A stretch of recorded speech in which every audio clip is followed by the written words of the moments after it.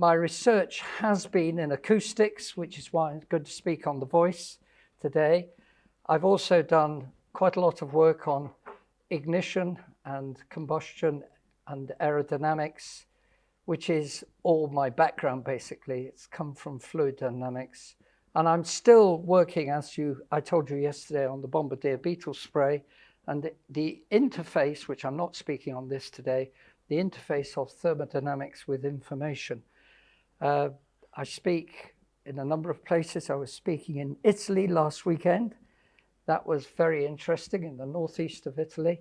I've spoken in Poland with Michał and others, and I've spoken in Switzerland recently, which I found very interesting. There's a growing interest in creation in parts of Switzerland, a bit like a sister organization developing to Wort und Wissen, which is good. I wish I could speak French and I wish I could speak German, but I'm sorry. I'm very limited, but there we go. We've just had a wonderful talk on language, and I'm thinking, oh, I wish I had been taught in primary school, German and French especially, but there we go. There are books here which you can look at. All three of these are available. There are only a few copies. I perhaps could have brought more, but anyway, that's what I did. And I've also got some smaller booklets if you're interested. The big book, which you can see on the left, is a book that I published with Stuart Burgess, who is an absolutely brilliant mind and lectures all over the world on engineering, and particularly engineering in living systems. And particularly, he's still publishing a huge amount. He also has the secrets to winning bike races. And he loves to say, particularly in America, that the reason why the UK always beats the Americans and comes first in the Olympics is because he has the secret to getting very good, reducing the friction basically. And he's just taken out a lot of patents, but he gets a lot of amusement from telling people that. So there's that big book. As you can see in the middle, there is an article which gets pretty close to what I'm speaking on today, which is the voice. I've also done a talk here on hearing, which is on ELF. So if you like, this talk that I'm about to give is a sister talk to my talk on the wonder of hearing. I won't, unless it comes up in questions. I might just have time at the end just to show you one thing on hearing, because the two are obviously linked, and you won't generally learn language without having the ability to listen. And it's incredible what's going on in the ear. And there's lots of other chapters there. There's a chapter on aerodynamics and birds, and there's a chapter on the rocks and geology. There's another booklet here, Are You Really an Atheist?, which people have found helpful to give out to those who oppose us, who think that, there's no room as a scientist to believe in God. And I've also written another little booklet called The Wonder of Creation. It's the European Kingfisher. And my friend Colin Mitchell took some brilliant photographs, and together we've put that little booklet together. So you might want to look at that. Can I just mention one other advert before I get into the talk? And that's this. With others, the Lord has raised up a group of people who run what's called Truth in Science in the UK.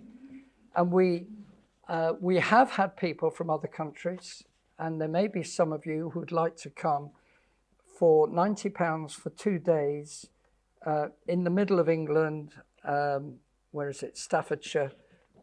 It's written up there.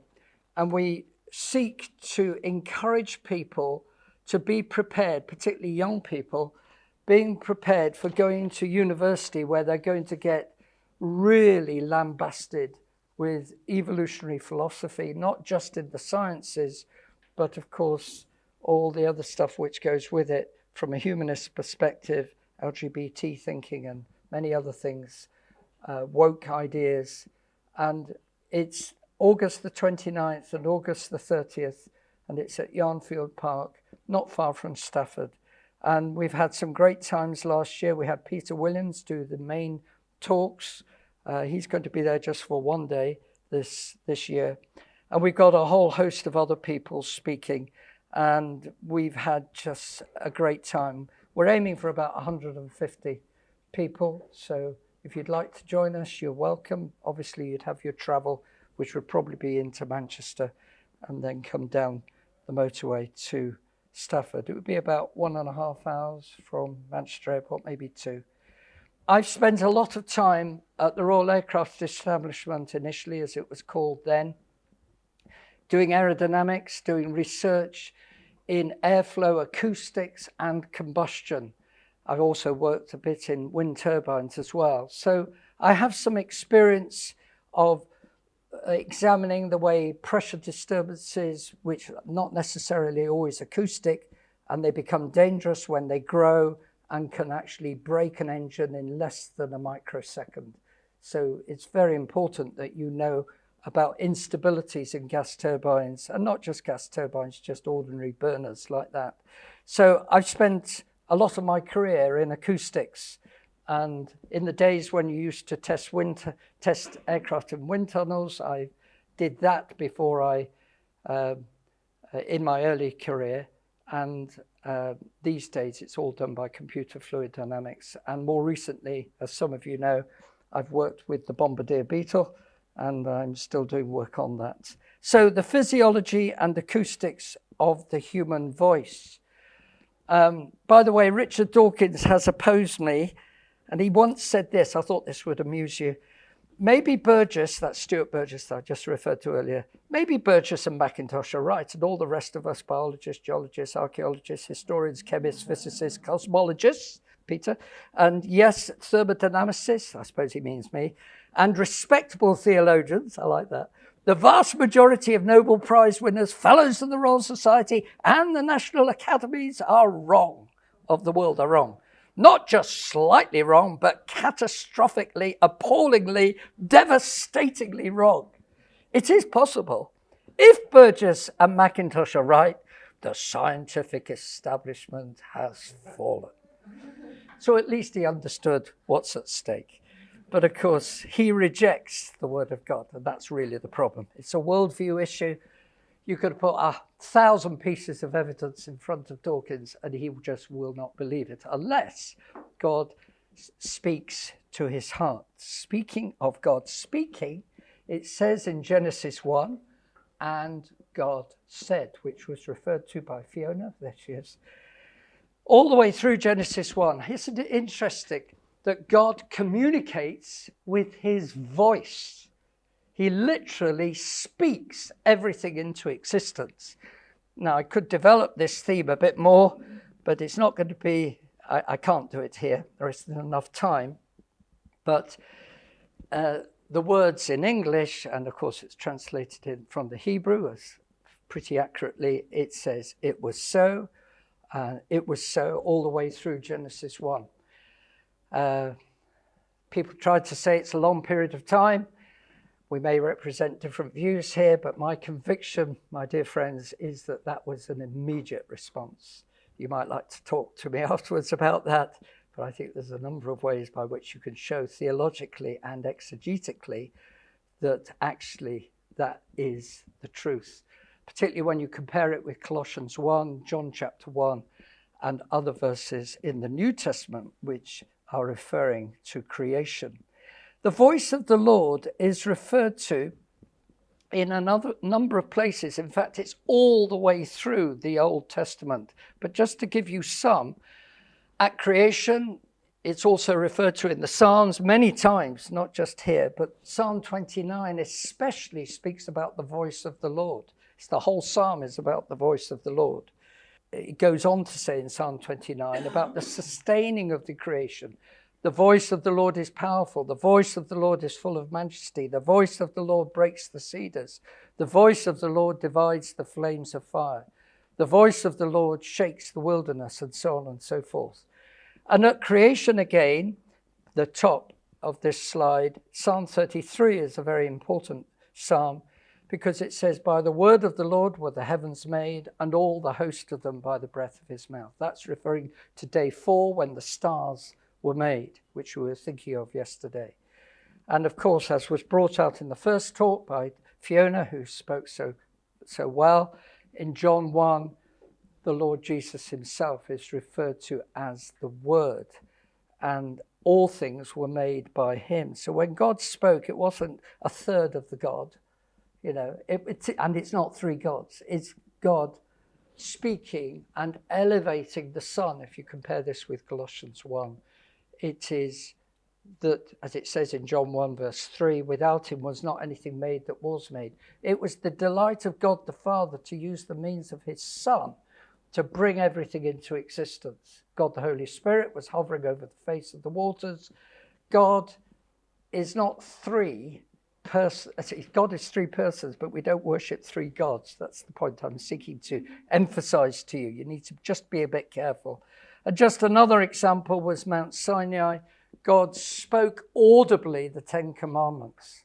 What it must have been to hear literally the voice of God speaking those 10 commandments, and how much we need to draw attention to everybody today that we worship a communicating God. I'll just briefly refer to Islam. Islam does not worship a Trinity. It doesn't worship a communicating God.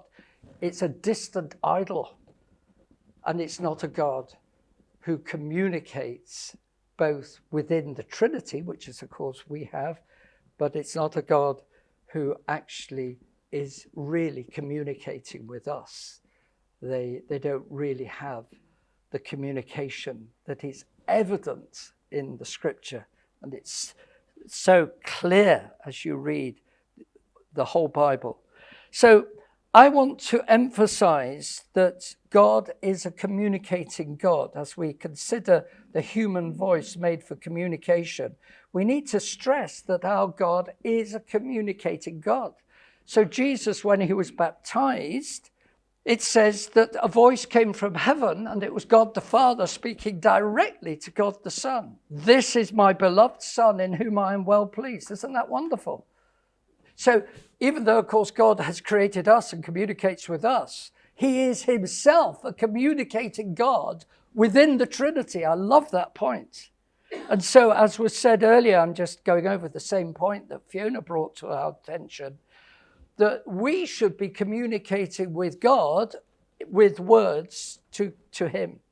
And the Lord Jesus shows this in John 17. Glorify thou me with thine own self, with glory which I had with thee, with you, before the world was. And we're encouraged to, Fiona quoted Psalm 50, I'm quoting Psalm 3 here. I cried unto the Lord with my voice, and he heard me out of his holy hill. So thinking of the voice made for communication, were made not just to communicate basic ideas, grunting in a pre-Adamic world where, imaginary pre-Adamic world where, brutes are saying, oh, where's my food? There isn't that in us. Obviously there is. We can be base, we can be banal, we can be stupid with our wives or husbands in the way we act, and we were hearing about that this morning, weren't we, from Peter Williams, his brilliant talk and his summary of the fact that even that marriage sadly goes wrong. But what I'm getting at here is that in us all, there is the sense of appreciation of beauty, and coupled with that, the desire to express with words, maybe what a beautiful sunset, what a beautiful piece of music, and even to ask the question, why am I here? In other words, the abstract is within our minds when we communicate. Humans are the only creatures, as far as we can make out, who show any appreciation of the abstract. It's not to say that, I'll show you a bit later if I have time, that if a bit of music is playing, a dog will sometimes howl to it. but I don't think it's of appreciation. It's doing something, obviously, to its brain. I'll show you an example of that in a bit later on. But essentially, there is no way by which you can express in the animal world even a technical communication such that that is somehow referred to even in writing or in some other verbal communication down the line. Now, that's not to say that that doesn't happen. And indeed, there are examples where crows learn the ability to use tools. But I'm specifically talking about using the voice to communicate. It's not to say that animals don't communicate. Clearly, dogs do communicate, dolphins communicate, and it's known that bees communicate where there is a good source of honey by doing a waggle dance at a particular angle which shows where the food is. That's not to be denied, but we're talking about the voice.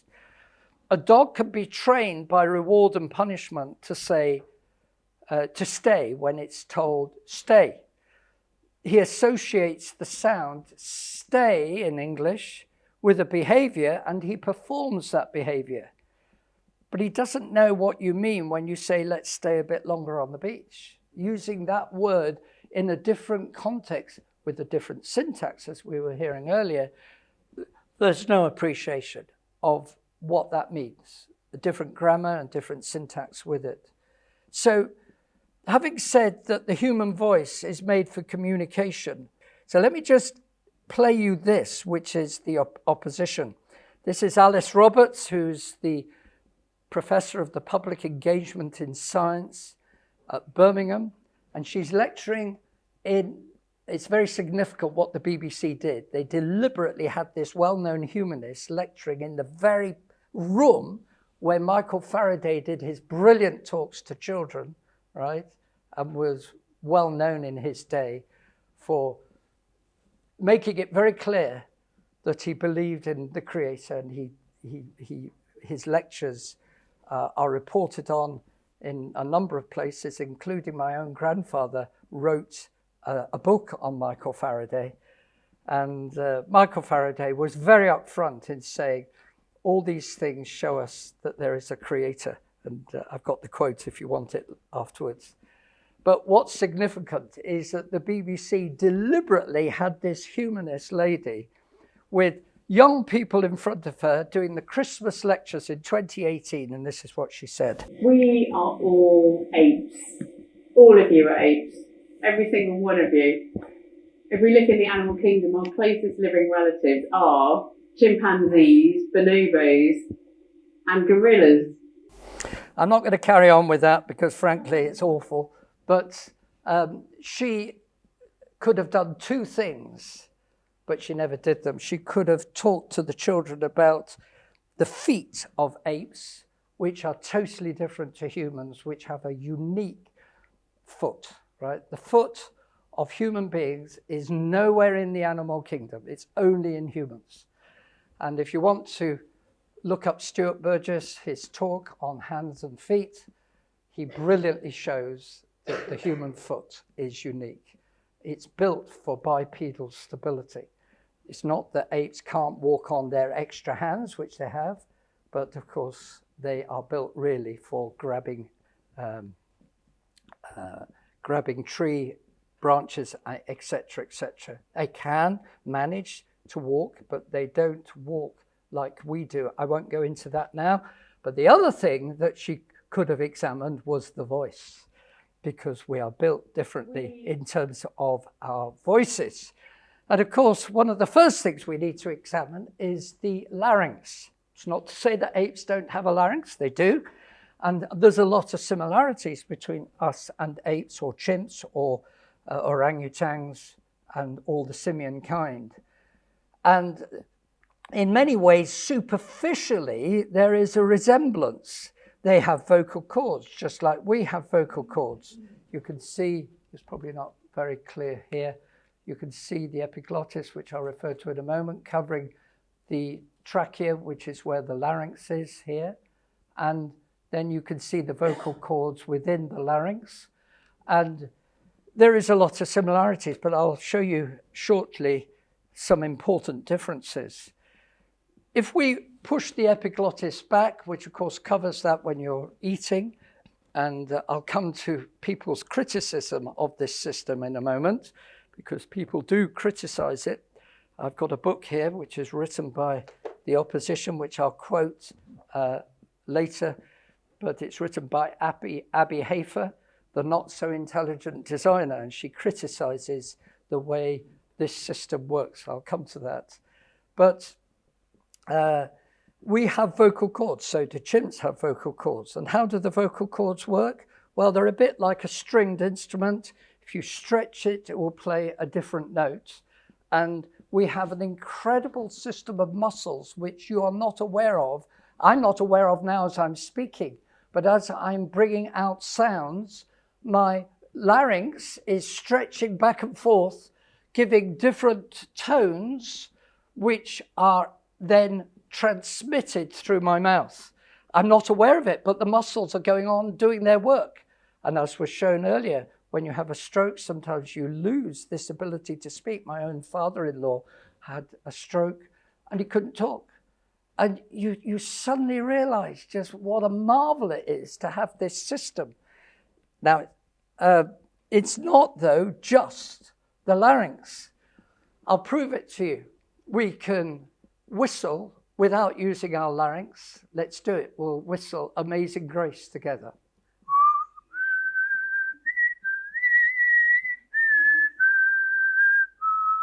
Not bad. We ought to be put on stage. So you can communicate without the larynx. So it's been pointed out then that really what we have is a whole orchestra, including percussion with our tongue, right? We can actually make all sorts of sounds which are to do with wind, to do with a stringed instrument, and even to do with percussion. In fact, we're doing a bit of percussion when you do the word pet, or you use the letter P in English or even in German, p, p, okay? That is effectively a percussion sound, but it's more strong when you have the tongue on the top of your throat doing that sound. And if you think that that is not used, it is used. If you go and listen to the Zulu language in South Africa, you hear Zulus communicating and you hear the, I can't do it properly, but they make a massive loud sound with their tongues on the top of their throat. And all this is done by operating muscles, of which there are many, almost twice as many, not quite twice as many, but certainly a lot more than in apes. And it's not just the facial muscles which are obvious, the superficial ones, or the ones which you can see operating as you change the shape of your mouth, but it's the internal muscles, which I've already referred to, operating the larynx and stretching that larynx. And it's also the muscles, as you'll see in a moment, controlling the tongue. And it's this fine movement of the tongue, which is hugely important, as well as the lips. So we love to speak and communicate with one another. And we often say, oh, it'd be far better if we talked face to face rather than constantly on Zoom or whatever. And you find actually that is to do with the fact that there is body language involved in communication as you speak. I mentioned the lips. It's very sad when somebody has a cleft palate and is born with that condition. And this quote from an orthodontist whom I know in Hull says it all. Without a skilled surgeon performing a good repair, these babies born with a cleft palate and later adults have poor speech. Even a tightly repaired palate deforms speech, as does a slightly deformed lip, and more especially in a bilateral cleft and palate. So challenging to medics and speech therapists. So when you've not got it, or when you sadly have a child who has this condition, you suddenly realize how valuable speech is, and that we are fearfully and wonderfully made. and should appreciate speech. I said to you that there's a lot of similarities. This is a chimp, and a diagram of a chimp, and a diagram of the oral cavity of a human being. Human tongues are very versatile. Chimps can move their tongues, but primarily it's just in and out. And the reason is this, that the oral cavity is much narrower with a chimp than it is with a human being. Also, we make a lot of use of this area, which I'll talk about in a moment, and with the tongue, we can move our tongues up and down. So we can open our mouth wide. I can't speak while I'm doing it, but that movement is not the same with an ape. An ape, of course, can put its tongue out, and you'll see them do it like this. But what they can't do is have the fine movement, not only back and forth, but up and down, which is very important. And what's more, it's the moving of the tip of the tongue as it comes against the teeth, right? Th in English is something that sometimes people have difficulty from other languages speaking. But we also, in England, at least I do, have a huge difficulty pronouncing the French R, which comes with doing a motion with your throat at the back. You also have it in German. You have a guttural sound sometimes, which you make. And it's all these movements are hugely important for mastering the language. Now, as you can see, there is greater, the cavity is greater. And as I've indicated here, the real issue is the tongue, which I'll come to, but before I move away from the tongue, I need to mention the pharynx. Now, the pharynx is essentially this part, okay, which leads basically from the right angle bend, which we've got, down to the vocal cords. It's not that there isn't a bend, which of course there is in a chimp, and it's not that it doesn't have any pharynx. It does have a small pharynx, but that pharynx never grows, whereas that pharynx is very small in a human baby, which is one of the reasons, by the way, that a baby doesn't learn to talk almost immediately. It's partly because, it's not the only reason, because as we were told, they're learning their mother tongue, and you'll see a bit later that they're even learning it when they're in the womb. But it's also because the apparatus, the pharynx, has not totally dropped. The vocal cords drop in men a lot, but they drop in all of us as adults, right? And the neck lengthens. And that pharynx is extremely important for speech. Even in just normal speech across the table, you need to actually have the ability to throw your voice to a certain extent. Now, that is a Rika tube, which Peter might know about because it's from the Netherlands. A chap called Rika demonstrated that if you have a flame in a tube, right, that vibration gets magnified by the tube. Think of an organ in the old days when you had bellow-controlled organs. These days, of course, you don't use them. But a church organ, you'd have to pump air through the tubes, and as you play the notes, the vibration is then magnified by the organ pipe. Well, it's exactly the same with flames, but of course we're not using flames here, at least I hope we're not. We're not breathing fire. But your basic larynx, okay, the sound there gets magnified by the tube, which is the pharynx, okay? So the pharynx acts like a Rika tube. So that is quite a clever system, and it's very important for speech. And as I've also indicated, the tongue has a whole set of muscles which control the tongue. So the fine movement is also within the tongue itself. Our tongues have the ability to do this. I'm not sure whether I'm demonstrating it. I tried it on the mirror this morning. You're curling up the tongue, right, such that you can actually change the shape of the tongue. A chimp would have great difficulty doing that. That's the point that I'm making. There is this fine movement of the tip of the tongue.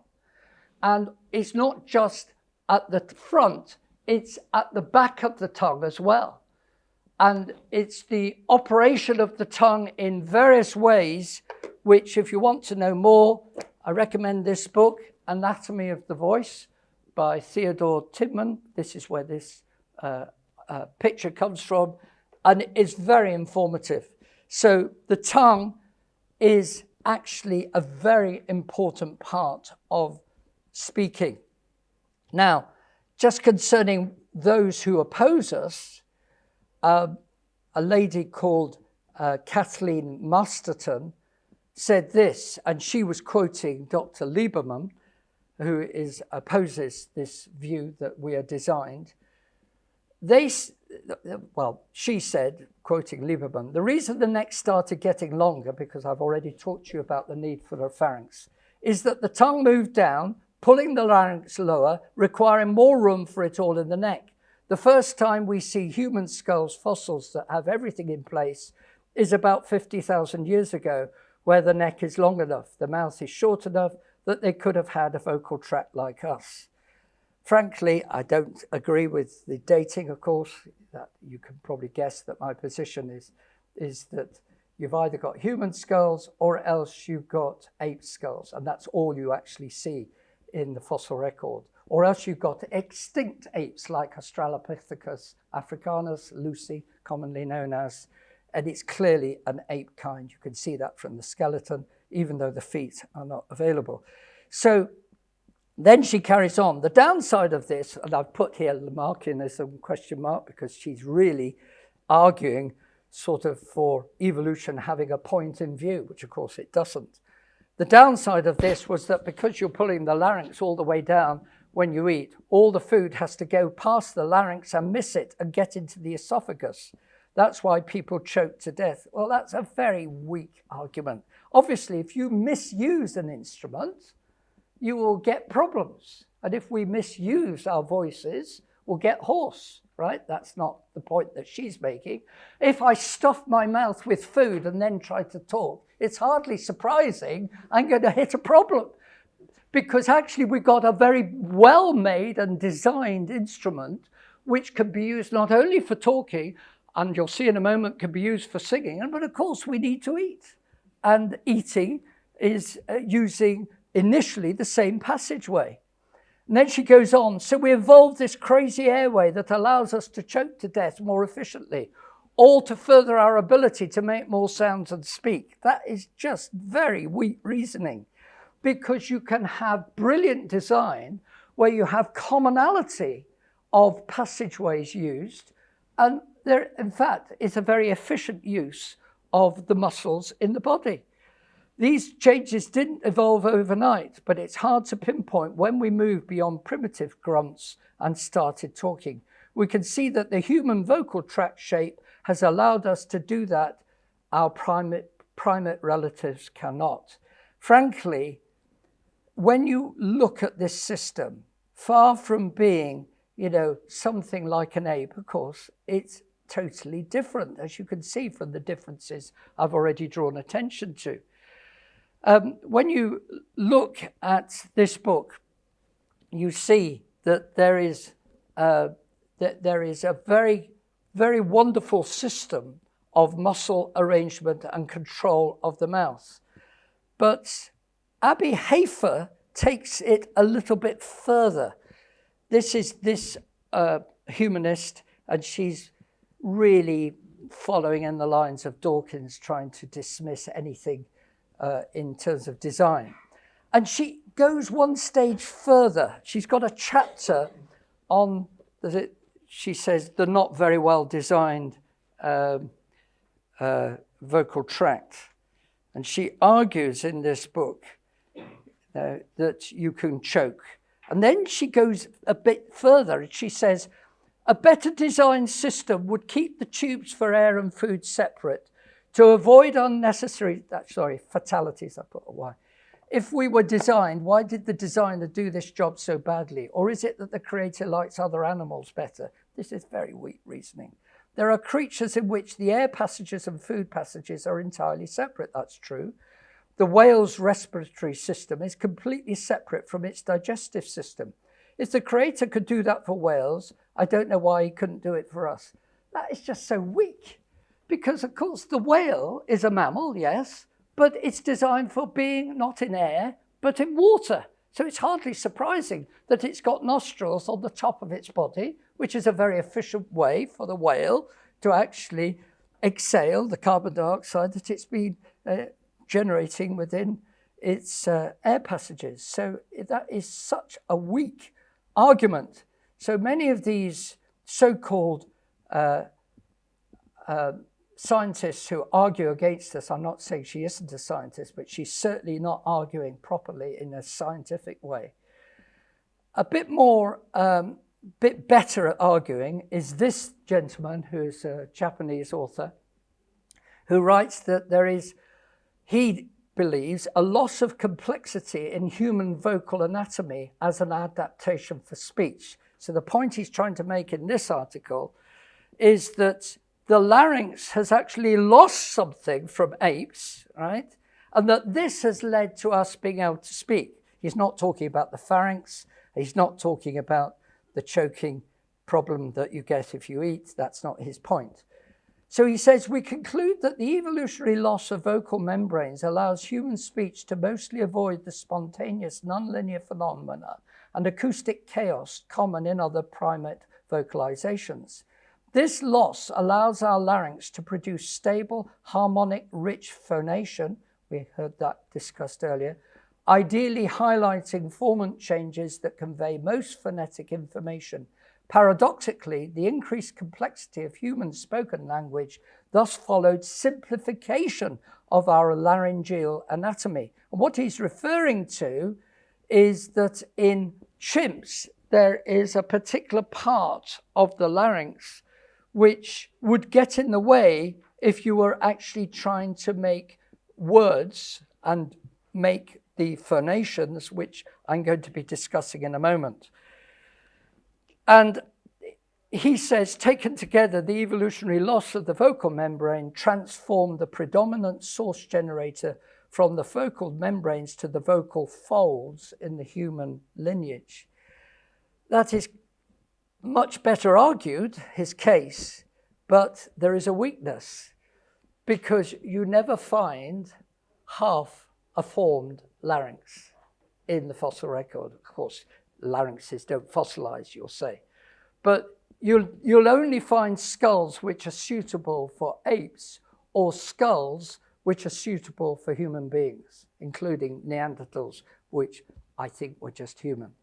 And actually, most people are coming around to that view, even within the evolutionary community, that Neanderthals were human. So, to summarize, chimps have a different, yes, it's similar, but it's notably different. And the oral cavity is the key to understanding what's going on in human speech. Just to make this point a little bit clearer, the lips, the teeth, the mouth and the tongue, the throat and the pharynx are all listed here as you see from the side. And now I'm going to take each bit and look on the right and look at the cross-section as you're actually going through. So 1 is the opening of the lips, 2 is the teeth and so on, and then through the throat to the pharynx. Now this shape change is hugely important. If you look at the engineering of speech, what really is going on is we are emitting a whole set of frequencies altogether. If you think of this in terms of Fourier series, some of us will be familiar with Fourier series, and if you get a spectral analyzer of sounds, you can actually split those sounds into a series of individual frequencies. That, by the way, is what's going on in our ears. We actually have a a sound system in our ears which splits the sound coming in into its component frequencies in the inner ear. This, of course, though, is the opposite. We are showing how we compose sounds, which are to do with speech, which is by having sounds not only coming from the longitudinal resonance of the pharynx, but also sideways frequencies, which will be much higher frequencies generally.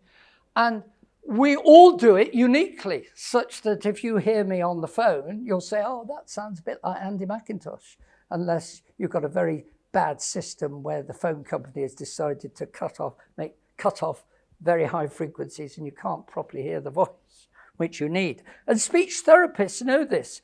Instead of plotting the sound against time, if we now plot the sound amplitude against frequency, they know that if you've got somebody speaking properly, the R sound will have a relatively low frequency with a series of higher frequencies really acting as harmonics. So R isn't a pure tone, there is other frequencies on top. E is actually dominating, or still dominating with the lower frequency, but these higher harmonics are coming into play much more.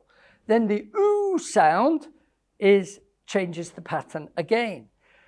And if you don't like the engineering way of expressing what I'm saying concerning speech, then maybe you're more musically inclined. Think of it in terms of keyboards, right?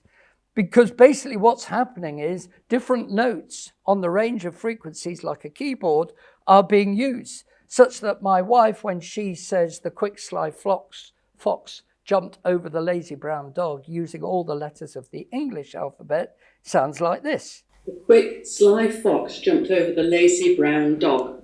And that is a plot of loudness done through a special program recording it against frequency. So here's the keyboard, right? And that's what she was doing there. She was actually... Quick sly fox jumped over the lazy brown dog. So you can see that all these different sounds are being changed every split second in terms of frequencies. So different keyboard notes, you could say, are being used. Similarly with consonants. B, k, d, b, g, p, s, t. So all those consonants have a different frequency map. So the point really comes home when I play you this, where somebody has programmed a piano to actually simulate the voice. So they have a MIDI file, because you're changing frequencies so fast, you can't do this with a human pianist. And so they've got electronically operating the notes with little actuators, which are done just momentarily to actually pick up what it would be like if the piano was talking. So hear this. Responsible, executive, politicians, social organizations.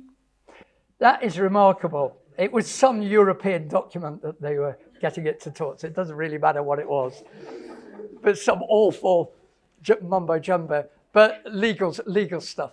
So, but the principle is what I'm seeking to get over to you, that you've got all sorts of frequencies all being used. And we have a remarkable, infinite possible arrangement of what we can do with our voices. Colin Slater, who is a paediatrician that I know in England, doctor working with children, he says this, and this is an interesting point. Before the child has learned to talk its mother tongue, all the apparatus of speech production, not just vocal cord movement, but the cadences, intonations, rhythms, and beauties of the native language are being practiced before it has learned to talk voluntarily. So this underlines the point that the fetus and the baby eventually in the womb is alive and listening to its mother. And in fact, not just listening to its mother, John the Baptist in the scriptures knew when Mary had come into the room and he jumped inside Elizabeth's womb. So that's a remarkable point, which of course is confirmed by pediatricians here. Noam Chomsky, who was quoted earlier, says this, or did say this: too little is known about the beginnings of language to justify any far-reaching claims. But as was said by Fiona, and I've got his later book here, which is called Why Only Us, I think his view rather changed. He's still alive, as Fiona says, I think well into his late 80s, 90s. But they admit, even in the book that they've put together, Noam Chomsky and Robert Berwick from MIT, Massachusetts Institute of Technology. I won't read all of this, but let me just read this last bit, which was on the experiment with chimps, which was referred to in the first talk. If you just look at the last part, even the first words of the young human baby are used in a kind concept constrained way. I'm sorry, I think there's a spelling mistake there. Surprisingly then, chimps do not really have names for things at all. They have only a hodgepodge of loose associations with no Chomsky-type internal constraints or categories and rules that govern.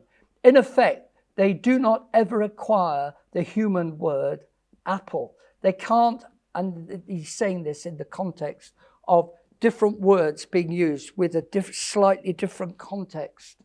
And they cannot pick things up. They cannot pick up grammar and syntax. That's basically the issue, which was dealt with in the first talk. Another book which is well worth reading, it's an old book. You can't pick it up new anymore, but you can get it secondhand, but the price is going up. J.G. Penner, Evolution Challenged by Language and Speech. Now, we heard reference to the use of the word phoneme. Is any set of similar speech sounds that are perceptually regarded by the speakers of a language as a single basic sound. Now I'm going to this is going to be referred to in this next part that I'm going to speak on. It's the smallest possible phonetic unit. So if I've got the word cell, right, cell is the same initially, but then to change that word from cell to set, right, even though it's two different letters in English to begin with, the T is what distinguishes it from cell, obviously, because L is different to T. So what we're saying is that a L sound is a phoneme, right? Every voice is unique. So everybody puts their harmonics together in a unique way. So it doesn't matter who it is, they'll all be different. And they will all be gathering their frequencies together such that in the past, before AI, somebody could check whether I hadn't pinched somebody else's phone. The bank could say, prove that it's you by speaking into it. But these days, AI has removed that because AI is pretty good at simulating another person's voice, can even simulate you speaking a language you haven't learned and change the way the mouth is working. It's just incredible. So nobody ever uses that now. But just to test your knowledge, who is this speaking? To show you that this is unique. The English speakers will get this pretty quickly. So maybe just calm down if you are from England. But let's see whether the others can recognize this. I read your Who is this? you wrote the other day, and I thought it was incredibly moving and very brave of you to write. Well known in Britain, right at the top. Who is it? I wanted to ask you very much what you... Prince William. That's Prince William. And who is this? By the way, I cannot help but reflect that if my father had been American, Giving you a clue. and my mother British, Who is it? the other way around, I might have got here on my own. It's Winston Churchill speaking to the American Senate just before the Americans came into the Second World War. And who's this? All these creatures are connected one with the other, either directly or indirectly. David Attenborough, a much younger version of him there. And finally, who's this?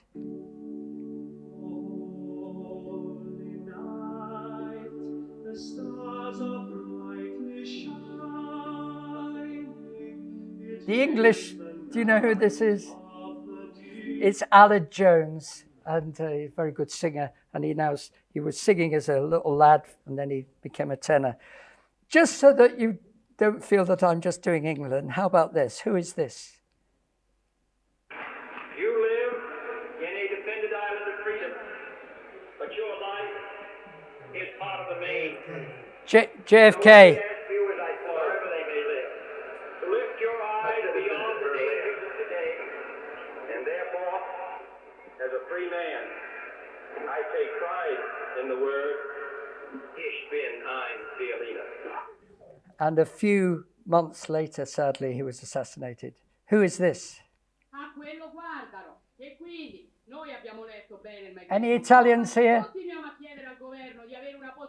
Giorgia Meloni addressing the Italian Parliament. Who is this? Panie prezydencie, szanowni Who is it? członkowie Poland? Kongresu, panie I panowie, Lech Walesa addressing the US Senate again. Okay, so you get the point that every voice is unique. You can actually identify people by their voices. Lastly, we have a voice, and this is just amazing, which can sing. Here's Renee Fleming singing O mio babino caro, which is an amazing song. And of course, it's not spiritual, but it just shows the amazing beauty of the voice.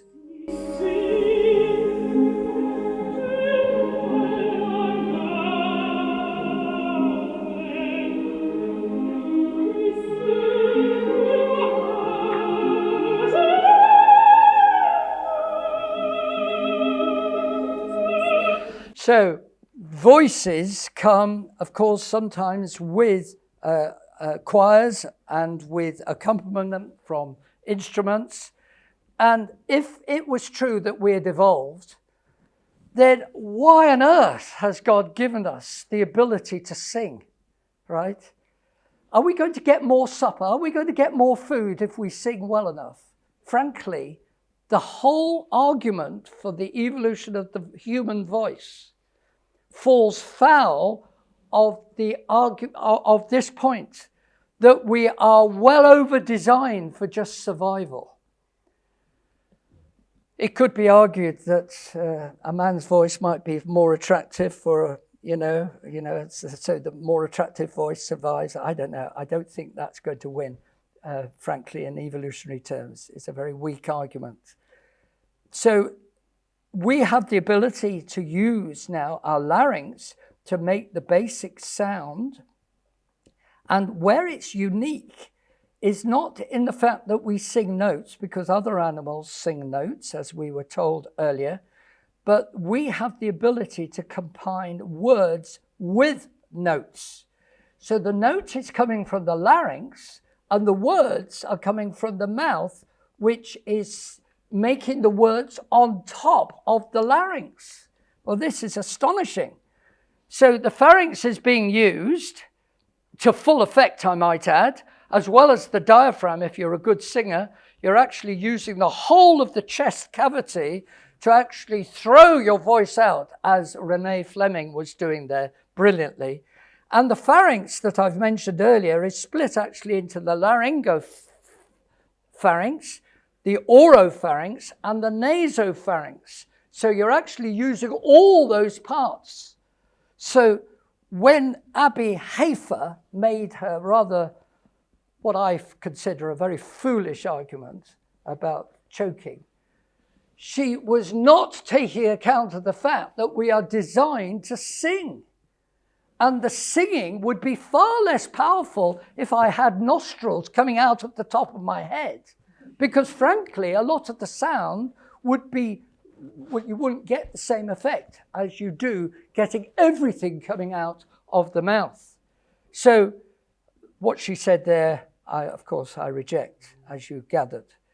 Let me just show you one other example of singing, and this time it's singing spiritually.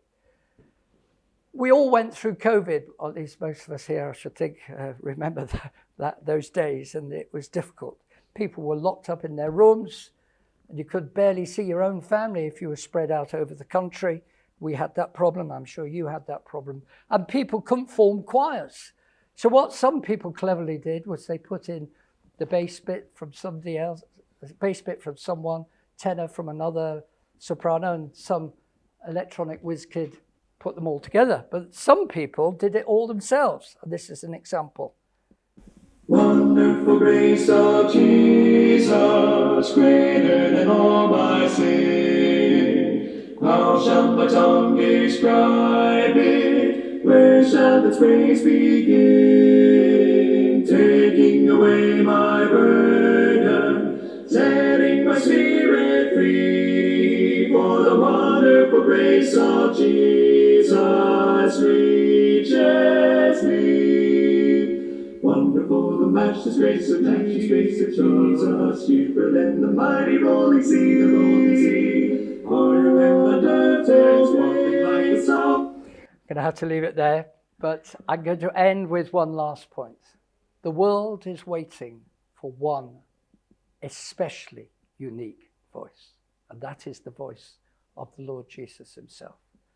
I come back to where I started, the voice of God. That one voice 2,000 years ago could even calm the Lake of Galilee. An inanimate storm was made into a calm lake. That wonderful voice raised people from the dead and healed people. And in John 11, you got the famous example of the raising of Lazarus.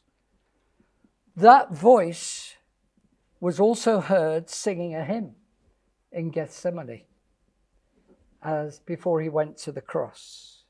That voice was heard in prayer.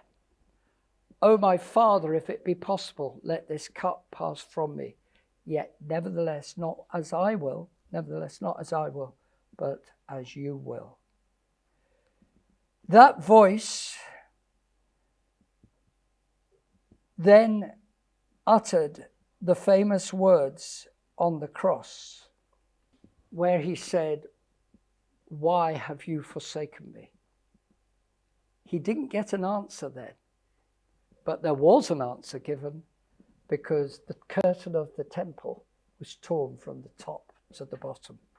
So I end by saying we need to listen spiritually to the voice of the Lord Jesus.